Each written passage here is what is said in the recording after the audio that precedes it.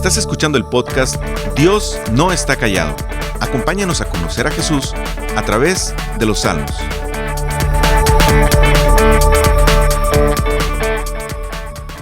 ¿Alguna vez te has sentido humillado? Quizás recuerdas alguna situación bastante vergonzosa mientras estabas en la escuela, alguna humillación que alguien hizo en contra tuya que te hizo sentir muy avergonzado, o alguna situación en la que quizás pensaste que te iría bien, sin embargo todo fue un fracaso, o algún momento que fuiste descubierto en algo y querías que en ese instante la tierra te tragara. Existen muchas clases de humillación o vergüenza, y creo que es una de las cosas por las que el orgullo es tan grande entre nosotros, porque no queremos fracasar, no queremos sentirnos humillados y fracasados, no queremos quedar mal ante otros. De ahí muchas peleas entre nosotros, mucho rencor, muchas relaciones rotas y distanciadas por no enfrentar la vergüenza. Sin embargo, hay una vergüenza mucho mayor de la cual realmente deberíamos preocuparnos, y al mismo tiempo, cuando la entendemos y buscamos ayuda al único que puede ayudarnos, esa vergüenza se transformará en esperanza. Y este Salmo 25 es un salmo escrito por David. Nos ayudará a encontrar esperanza y confianza en la obra de Dios en nuestras vidas para ser rescatados de la humillación y no vivir en vergüenza. Y quiero animarte a que vayas conmigo al Salmo número 25. Quisiera que vayamos descubriendo por qué el salmista quiere que entendamos la importancia de vencer o cómo podemos vencer la vergüenza y la humillación de la manera correcta. Y primero vamos a entender el clamor del salmista. Si tú has estado con nosotros en estos estudios, te darás cuenta que estas oraciones o estos cantos tienen diferentes partes, y una de ellas muy común es lo que el salmista está clamando. El salmista está derramando su corazón y nos está diciendo qué hay en él, qué pasa, cuál es su petición. Y ahora lo que nos dice este salmo es que el salmista se encuentra en una condición en la que no quiere ser humillado. Mira cómo empiezan los primeros versículos. A ti, Señor, elevo mi alma. Mi Dios, en ti confío. No permitas que sea yo humillado. No dejes que mis enemigos se burlen de mí. Y aquí comienza entonces el clamor del salmista. Él está pidiendo que no quiere ser humillado. Pero ¿qué le preocupa realmente a David? ¿Por qué no quiere pasar por esta situación? ¿Por qué es tan importante la humillación o la vergüenza para él? Entendamos un poco esto. Según el pensamiento bíblico, y sobre todo en la antigüedad, la vergüenza giraba en torno a que el Dios en quien habías puesto tu esperanza no respondiera. Recuerda que era un tiempo de muchas deidades. Las culturas, las personas ponían su esperanza en diferentes dioses, y lo normal era confiar en un dios, confiar en alguna deidad para poder salir adelante. Pero cuando esta deidad no respondía, cuando esta deidad no daba lo que tú esperabas, entonces eras avergonzado. ¿Por qué? Porque confiaste en algo y te defraudó. En ese sentido, y pensando en esto, podemos darnos cuenta que hay algunos versos que ya hemos leído en algunas ocasiones, o tú puedes leer después, donde se enfatiza esta frase: si ha confiado en Dios, pues que lo salve. Entonces, confías en Dios, entonces pues que ese Dios te salve. ¿En quién está confiando David? Ahora, ¿por qué David debería estar preocupado en que sería avergonzado y pide que esto no suceda? Bueno, si pensamos en el salmo anterior, y si no lo has escuchado, te invito a que puedas escuchar ese episodio. Y si no, pues recuerda que la pregunta que gira en torno a ese salmo, el Salmo 24, es ¿quién puede subir y estar delante de la presencia de Dios? La respuesta es el de manos limpias, corazón puro y que no ha elevado su alma a cosas falsas. Ahora, en este sentido, unámonos a lo que el salmista está pensando, lo que el salmista siente, y es, confías en Dios, pero de repente vienen a nosotros los pensamientos de cómo es que Dios me ayudará si soy un gran pecador. ¿Quién va a subir al monte del Señor? ¿Quién estará con Él? Bueno, el de manos limpias. Ahora, si yo estoy delante de Dios, pero veo mi propia condición, veo mi pecado, veo mi vida y digo, no, quizás Dios no me va a ayudar. Estoy confiando en Él, pero mi pecado me estorba. David entiende esto y sabe que Dios conoce hasta lo más recóndito de nuestros pensamientos y lo más escondido del corazón, hasta lo que nosotros ni conocemos.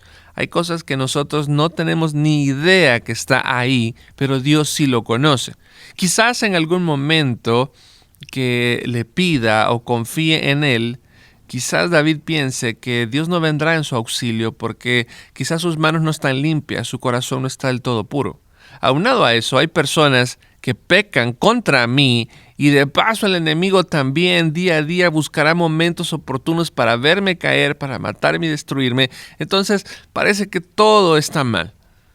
Tanto mi pecado, tanto mis enemigos. No creo que Dios venga a ayudarme. Eso podría ser algo que David tema, algo que el salmista está preocupado, por lo cual puede llegar a ser humillado. El panorama no parece nada alentador. Pero ¿cómo superamos ese sentir? ¿Cómo superas tú y cómo superó el salmista el hecho de saber, bueno, hay pecado en mí, hay enemigos cerca de mí, pero aún puedo salir adelante? Y David nos apunta a una gran esperanza en el versículo 3. Y sobre eso gira el Salmo. Versículo 3 dice, quien en ti pone su esperanza jamás será avergonzado, pero quedarán en vergüenza los que traicionan sin razón. ¿Qué significa esperar en Dios? ¿Qué significa poner mi esperanza en Dios para no ser avergonzado? Porque eso es lo que el salmista está diciendo. Puedo tener ciertas situaciones difíciles, los enemigos pueden estar rodeados, puedo estar en un camino a la humillación, pero puedo poner mi esperanza en Dios para no ser avergonzado. Veamos entonces un poco qué significa esto. Versículo 4 nos da un mayor entendimiento para saber qué significa esperar en Dios y sobre todo la esperanza en la instrucción que Dios nos ha dado. Versículo 4 dice, Señor, hazme conocer tus caminos, muéstrame tus sendas, encamíname en tu verdad, enséñame. Tú eres mi Dios y Salvador, en ti pongo mi esperanza todo el día. No podemos fingir que estamos esperando en Dios si no queremos hacer lo que Él dice. Jesús dice casi lo mismo. Si decimos que confiamos en Dios, pero no obedecemos, lo perderemos todo. Mira lo que dice Jesús en Lucas capítulo 6, verso 46 en adelante. ¿Por qué me llaman ustedes Señor y no hacen lo que les digo? Voy a decirles a quién se parece todo el que viene a mí y oye mis palabras y las pone en práctica. Se parece a un hombre que al construir su casa cavó bien hondo y puso el cimiento sobre la roca, de manera que cuando vino la inundación, el torrente azotó aquella casa, pero no pudo ni siquiera hacerla tambalear porque estaba bien construida. Pero el que oye mis palabras y no las pone en práctica, se parece a un hombre que construyó una casa sobre la tierra y sin cimientos. Tan pronto como la azotó el torrente, la casa se derrumbó y el desastre fue terrible. Mira, esto es algo bien importante que debemos de entender. Lo normal es que muchas veces nosotros decimos, yo confío en Dios, yo creo que Dios existe, yo lo llamo Señor, pero la invitación a Jesús es a reflexionar y decir, ¿solamente lo estás diciendo de tus labios o realmente estás confiando en mí? ¿Realmente has puesto tu esperanza en mí? Pero no solo eso, sino obedeces y haces lo que yo te digo.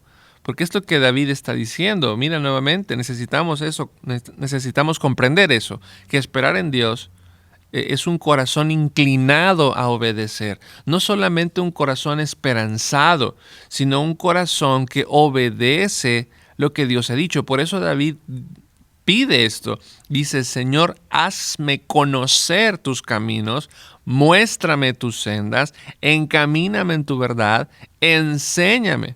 Tú eres mi Dios y Salvador, en ti pongo mi esperanza todo el día. Es Dios quien nos muestra cómo vivir. Yo no puedo confiar en mí. No puedo esperar que sea mi corazón el que indique cómo vivir. Yo no puedo pensar que puedo saber cómo conocer a Dios sin Él.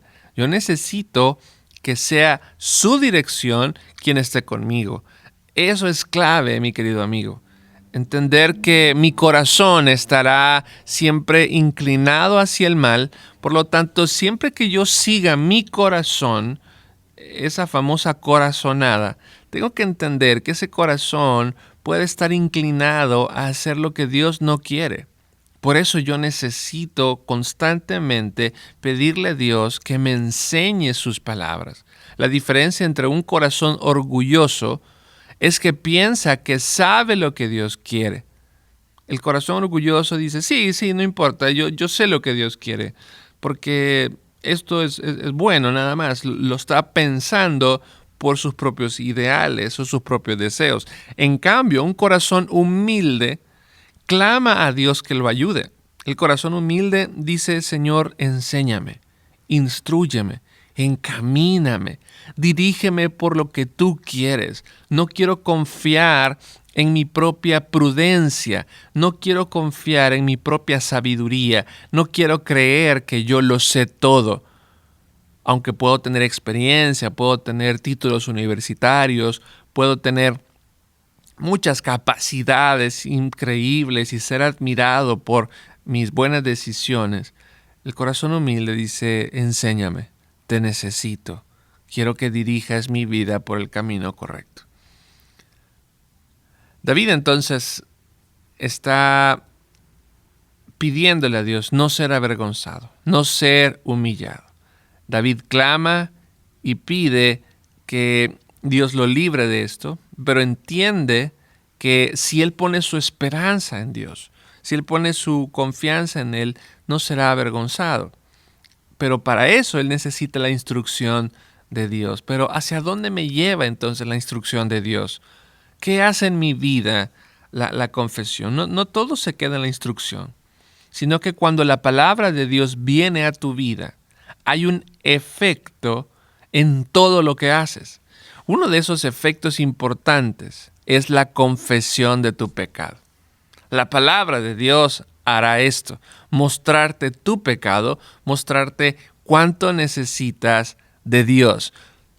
Y esto es algo muy importante. Tú le dices a Dios, enséñame tus caminos, muéstrame tus sendas, muéstrame tus estatutos, y la palabra de Dios mostrará tu pecado.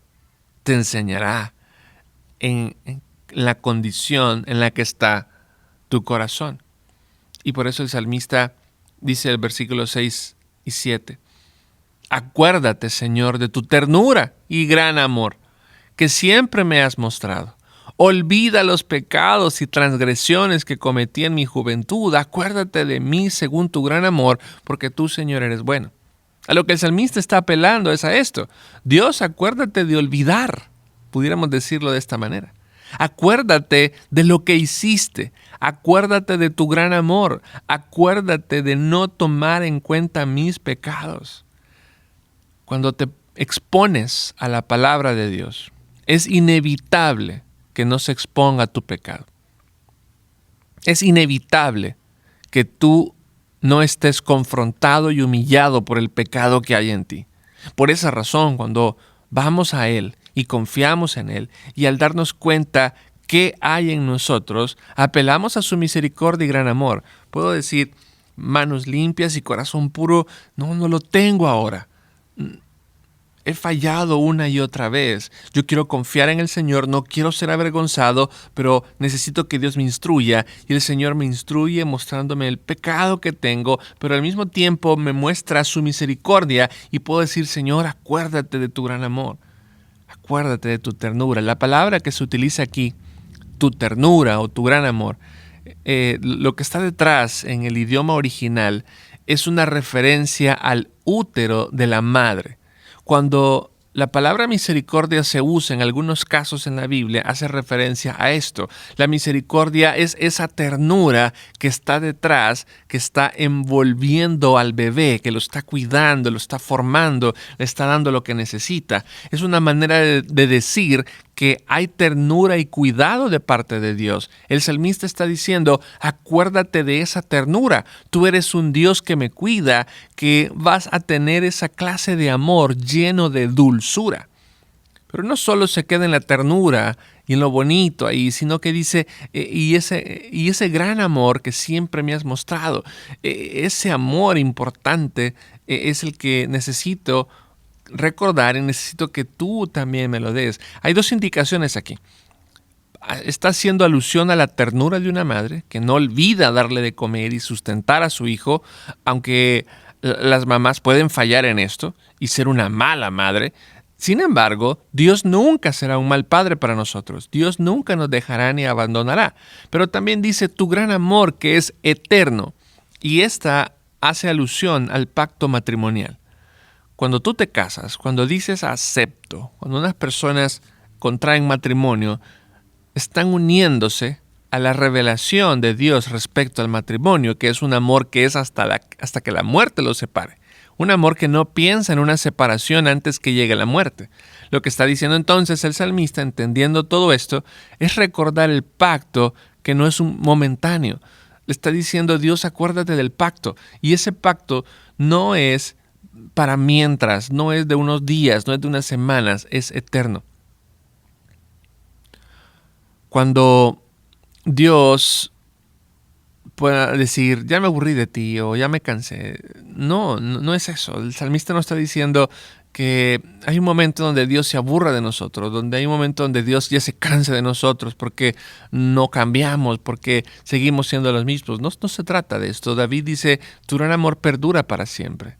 El salmista ha pecado, pero se esconde en la misericordia de Dios que es eterna.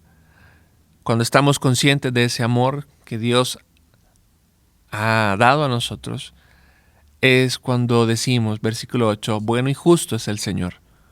Por eso les muestra a los pecadores el camino. El camino que debemos comprender es que cuando pecamos debemos seguir el camino del arrepentimiento. Eso es lo que Dios quiere que sigas. En arrepentimiento, dice el versículo 9. Él dirige en la justicia a los humildes y les enseña su camino. Todas las sendas del Señor son amor y verdad para quienes cumplen los preceptos de su pacto. El que confía en el Señor no solo piensa en términos que Dios tiene un pacto conmigo, sino que yo tengo también un pacto con Él. Es decir, yo también debo de vivir de acuerdo a sus mandamientos. Ese es el camino de la santidad al que estamos llamados todos aquellos que confiamos en el Señor. Dice el versículo 11 entonces, por amor a tu nombre, Señor, perdona mi iniquidad.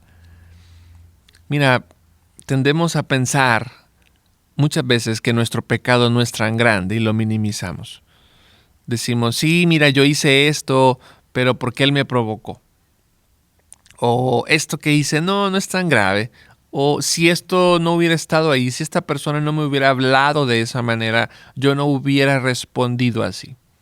Pero por muy pequeño que pensemos que es nuestro pecado, por un solo mal pensamiento, por una sola mala palabra o acción que hayas cometido, imagínate que seas tan santo y puro que apenas un solo pensamiento malo se filtró por ahí en tu vida. Bueno, ese mal pensamiento merece el castigo eterno para separarte de Dios para siempre.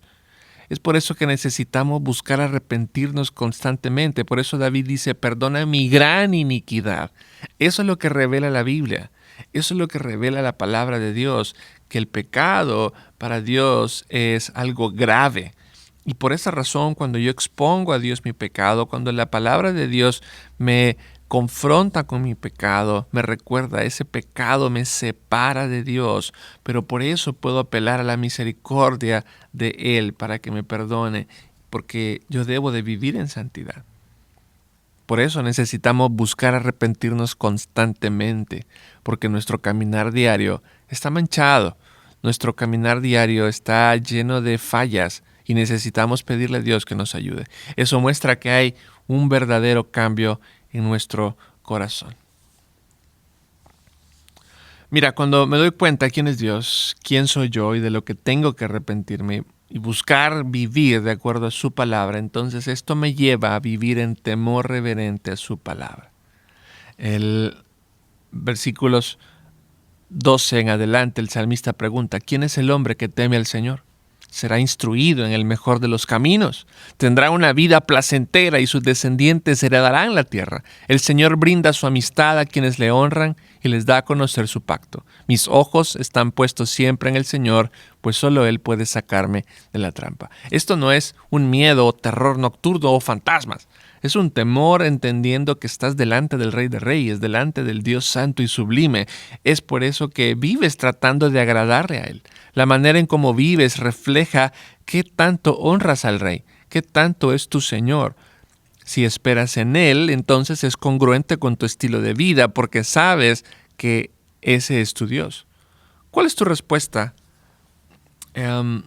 ¿Cuál es la respuesta de Dios a esta honra que le podemos dar? Si nosotros reconocemos que Él es Dios, reconocemos su gran bondad, reconocemos su gran poder, ¿cuál es la respuesta de Dios a ello? Mira, la palabra de Dios nos dice que Él nos llama amigos. Esa es amistad que se genera entre el Señor y su pueblo. No es entre un rey que ve de lejos y que simplemente sabe que estás ahí, pero no se relaciona contigo, sino que el Señor nos llama amigos, nos llama a una relación, nos llama a estar con Él. Hay una amistad genuina a aquellos que temen al Señor. Y eso entonces produce algo, hay una respuesta en nosotros. Y es una fe genuina. Es una fe fuerte que no importa lo que pueda venir en esta vida, no importa las amenazas que estén cerca de nosotros, yo confío en ese Dios que me ha guiado al arrepentimiento y me ha dado de su bondad. El salmista va al Señor y le pide a Él que obre y que va a confiar en Él.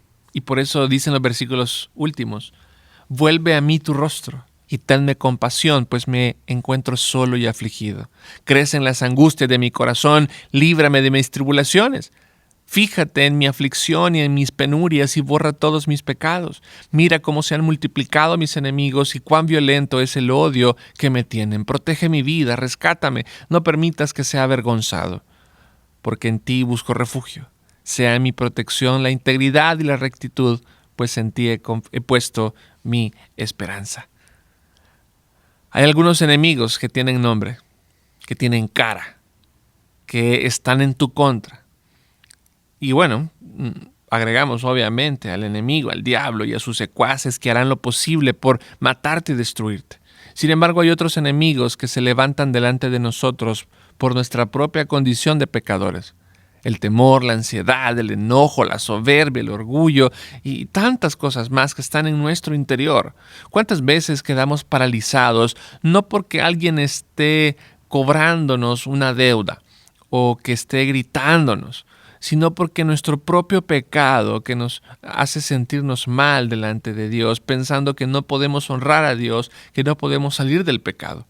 El salmista se refiere a todas estas cosas que están dentro de él, por eso dice, líbrame de mis tribulaciones. El salmista confía en el Señor porque su palabra lo ha llevado a confesar sus pecados, porque ahora puede honrarlo por su grandeza y porque ahora el salmista sabe quién es y que puede confiar en ese Dios poderoso y que puede sacarlo de la situación en la que está ahora. Y es lo mismo para ti, es lo mismo para mí. Confiamos en un Dios que puede ayudarnos en medio de cualquier situación y al confiar en Él sabemos que no seremos avergonzados. El creyente sabe que no será humillado, que no pasará por vergüenza porque Dios viene a salvarlo. La razón de no tener vergüenza no es que no pase por tribulaciones. como algunos llegan a pensar. Algunos se burlan de decir, mira, y dice que es cristiano, pero mira cómo le está yendo con su salud. Mira, dice que es cristiano, dice que confía en Dios, pero ha perdido su trabajo. Mira, dice que es cristiano y dice que confía en Dios, pero mira cómo sufre. El punto no es eso. La vergüenza no es por las tribulaciones que pasamos, sino porque tú no serás dejado ahí. Tú no serás dejado ahí y olvidado. Por eso no serás humillado. Dios te dará fuerzas en el momento adecuado para superar las pruebas, superar las tribulaciones. Pero recuerda esto, Dios no te olvida. Y por esa razón es que no serás avergonzado. Y en este sentido, el versículo 22 es una esperanza para todos. Dice, libra, oh Dios, a Israel de todas sus angustias. Todo el pueblo de Dios será librado y recibirá esa salvación. Mira, este salmo no solamente se queda en las tribulaciones del salmista y no solo se queda aquí en el ahora de nosotros, sino que nos apunta a una realidad futura. Ese momento donde no seremos realmente avergonzados cuando estemos en la presencia de Dios para siempre. Los que hayamos confiado en su obra de salvación, en su sangre derramada para perdón de pecados y que nos hayamos arrepentido delante de Él, ese pecado que antes nos separaba será quitado para siempre. Eso entonces es algo hermoso y eso es lo que anhelamos, ese momento donde ya no haya más faltas y estemos delante de Dios para siempre. Por el contrario, todos aquellos que no confiaron en Él, entonces sufrirán una vergüenza eterna. Porque todo aquello a lo que se aferraron para encontrar esperanza y propósito fuera de Dios los defraudará y no podrán encontrar vida eterna. Si tú confías en el Señor, te arrepientes de tus pecados y caminas de acuerdo a su palabra, llegará el momento donde no serás avergonzado. Por haber confiado en Dios, tendrás vida eterna. Yo te pregunto, ¿cuál es la condición en la que te encuentras ahora? ¿Estás confiando en el Señor en medio del dolor, en medio de la incertidumbre? ¿Estás confiando en Él que te sostiene? ¿Estás confiando en Él porque vives también para Él? ¿O quizás aún no has puesto tu confianza en Él y estás buscando seguridad en otro lado? El salmista y el Señor, yo te invito a que hoy sea un buen día en el que vengas a Él y confíes en Él para ser salvo. No esperes más. Deja que tu vergüenza se convierta en alegría. Gracias por escucharnos. Para más información sobre este ministerio, puedes entrar a www.noestacallado.com. También puedes encontrarnos en Facebook, Instagram y YouTube.